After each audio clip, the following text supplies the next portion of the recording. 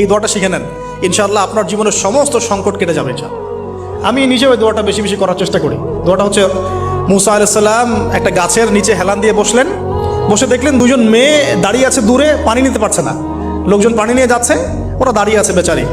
মুসা আলাইহিস সালাম গিয়ে বললেন, কি সমস্যা আপনাদের? তারা বললেন যে আমাদের বাবা অনেক বৃদ্ধ মানুষ, আমরা পানি নিতে পারি না যতক্ষণ না আমাদের কম পানি নিয়ে চলে যায়। তো মুসা আলাইহিস সালাম তো একটু বললাম না, ফিজিক্যালি খুব স্ট্রং ছিলেন, থাকে না বডি বিল্ডার, সামনে গিয়ে কথা বলে সরো পানি দিতে দাও, তখন মানুষ একটু মূল্যায়ন করে না।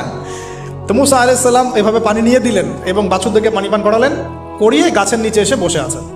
বসে বসে তিনি দোয়া করছেন, এই যে দোয়াটা তিনি দোয়া করছেন, রব্বি, একটা নেক কাজ করলেন, নেক কাজ করলেন না, মানুষের উপকার করলেন, নেক কাজ করে এসে গাছের নিচে বসে দোয়া করছেন, আল্লাহ এখানে তো আমার খাবার পানি বাসস্থান কিছুই নাই, আমি কি করব? রব্বি ইন্নি লিমা আনজালতা ইলাইয়া মিন খায়রিন ফাকির, রব্বি ইন্নি লিমা আনজালতা ইলাইয়া মিন খায়রিন ফাকির।